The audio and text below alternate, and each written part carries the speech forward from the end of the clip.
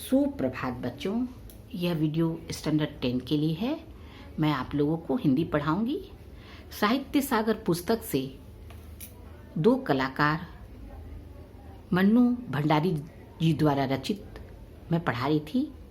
आज मैं गंतव्य से आगे बताऊंगी, पेज नंबर 65। जब अरुणा चित्र देखती है तो करुणा को कहती है कि यह जो चित्र जो तुम बोल रही हो कंफ्यूजन का प्रतीक, ये तो मुझे तो तुम्हारे दिमाग के कंफ्यूजन का प्रतीक लगता है। बिना मतलब अपनी जिंदगी तुम खराब कर रही हो। यह बोलकर जो है अरुणा मुंह धोने के लिए बाहर चली जाती है। जब वह लौटती है तो क्या देखती है कि 3-4 बच्चे उसके कमरे के दरवाजे पर खड़े उसकी प्रतीक्षा कर रहे हैं। आते ही बोली, आ गए बच्चों, चलो मैं अभी आई। क्या ये बंदर पाल रखे हैं तूने?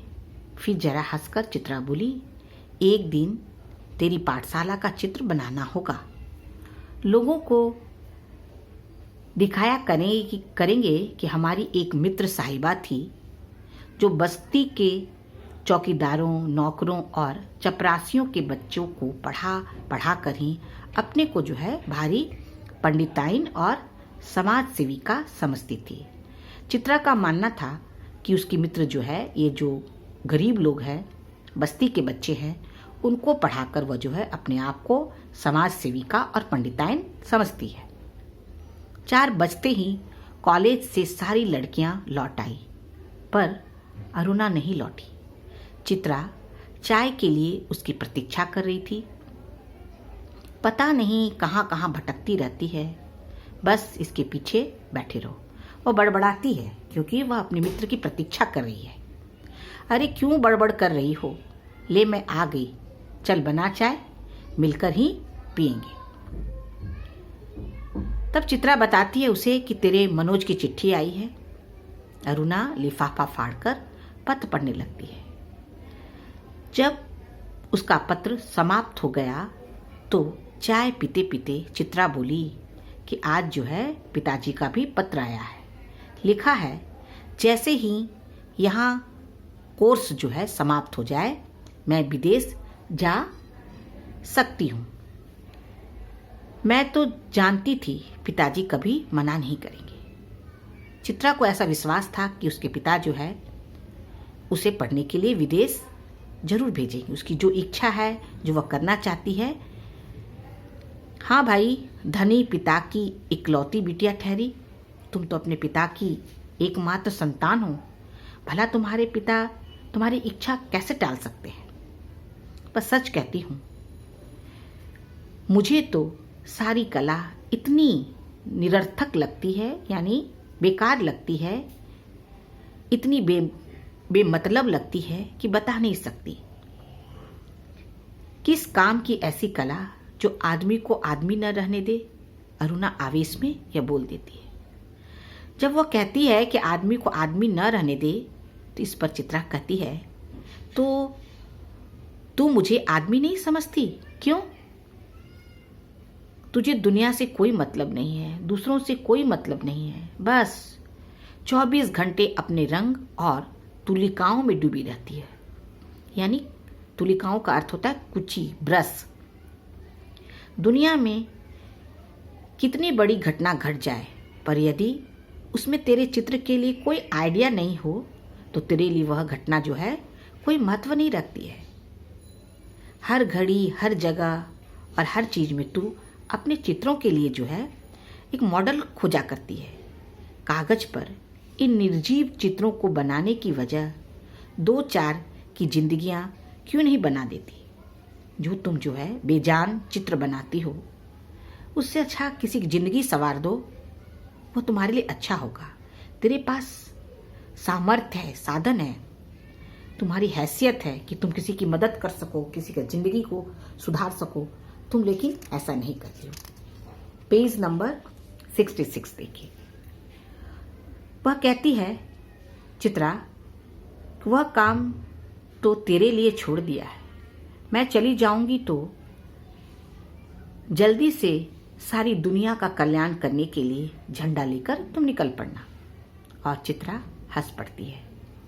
3 दिन से मूसलाधार वर्षा हो रही थी, लगातार तेज वर्षा हो रही थी। रोज अखबारों में बाढ़ की खबरें आती थी। बाढ़ पीड़ितों की दशा जो है बिगड़ती जा रही थी और वर्षा जो थी वो थमने का नाम ही नहीं ले रही थी। अरुणा सारा दिन चंदा इकट्ठा करने में बहुत व्यस्त रहती थी। एक दिन आखिर चित्रा ने कह दिया कि तेरे इम्तिहान सिर पर आ रहे हैं, परीक्षा नजदीक है, कुछ पढ़ती लिखती नहीं हो, सारा दिन बस भटकती रहती हो। लोगों के कल्याण के लिए, लोगों के उद्धार के लिए कभी अपने बारे में भी सोच लो कि एग्ज़ाम सर पर है, तुम्हें पढ़ना है। अगर तुम ऐसा नहीं करोगी तो तुम्हारे बारे में तुम्हारे माता पिता क्या सोचेंगे? कितना पैसा खर्चा किया और बेकार ही पानी में बहाया गया। आज शाम को स्वयं सेवकों का एक दल आ रहा है। प्रिंसिपल से अनुमति ले ली है। मैं भी उनके साथ ही जा रही हूँ। चित्रा की बात को बिना सुने अरुणा कह देती है। शाम को अरुणा चली गई। 15 दिन बाद वह लौटी तो उसकी हालत काफी खस्ता हो रही थी, यानी खराब हो रखी थी। सूरत ऐसी निकल आई थी कि मानो 6 महीने से बीमार हो। चित्रा उस समय गुरुदेव के पास गई हुई थी। अरुणा नहा धोकर खा पीकर लेटने लगी, तभी उसकी नज़र जो है चित्रा के नए चित्रों की ओर गई। 3 चित्र बना रखे थे। तीनों जो थे बाढ़ के चित्र थे। जो दृश्य वह अपनी आंखों से देखकर आ रही थी वैसा ही दृश्य यहाँ भी अंकित था, छपा हुआ था। उसका मन जाने कैसा कैसा हो गया। वो बहुत विचलित हो गई। वह देख रही थी कि कितने लोग कितने कष्ट में है, लोगों का जनजीवन कितना बर्बाद हो रहा था। ये बाढ़ पीड़ितों की जो दशा वह देख के आई थी, इसके कारण ही उसका मन जो है बड़ा बेचैन हो गया था। शाम को चित्रा लौटी तो अरुणा को देखकर उसे बड़ी प्रसन्नता हुई। क्यों चित्रा, तेरा जाने का तय हो गया? हाँ, अगले बुधवार को मैं घर जाऊंगी और बस 1 सप्ताह बाद हिंदुस्तान की सीमा के बाहर पहुंच जाऊंगी। उल्लास उसके स्वर में, यहाँ पे किताब में जो दिया हुआ छलका पड़ रहा था, ये काट दीजिए, ये गलत है। उल्लास उसके स्वर में छलक रहा था। पढ़ भी काट दीजिए और आकार भी काट दीजिए। खुशी उसके स्वर में दिखाई पड़ रही थी। सच कह रही हूं, तू चली जाएगी चित्रा। 6 साल से साथ रहते रहते यह बात मैं तो भूल ही गई कि कभी अलग भी होना पड़ेगा। तू चली जाएगी तो मैं कैसे रहूंगी? उदासी भरे स्वर में अरुणा ने पूछा। लगा जैसे स्वयं से वो अपने आप से पूछ रही है, क्योंकि वो बहुत दुखी है। कितना स्नेह था दोनों में। सारा हॉस्टल जो है उसकी मित्रता को ईर्ष्या की दृष्टि से देखता था, जलन की दृष्टि से देखते थे कि दोनों मित्र कितने गाढ़े मित्र हैं। ऐसा जो है वो बोली। Page number 67। आज चित्रा को जाना था। अरुणा सवेरे से ही उसका सारा सामान ठीक कर रही थी, कहीं छूट ना जाए, और बहुत सलीके से उसका सामान को वह रख रही थी। एक एक करके चित्रा सबसे मिल आई। बस गुरुजी से मिलना रह गया था। सो जो है उसका आशीर्वाद लेने के लिए चली आई। जिससे वह कला सीखी थी, चित्रकारी, उसे वो अपना गुरु मानती थी। उसे लगा जाने से पहले मैं अपना गुरु से आशीर्वाद ले लूं तो मेरे लिए अच्छा होगा। 3 बज गए थे पर वह लौटी नहीं थी। 5 बजे की गाड़ी से वह जाने वाली थी। अरुणा ने सोचा वह खुद जाकर देख आए कि आखिर बात क्या हो गई।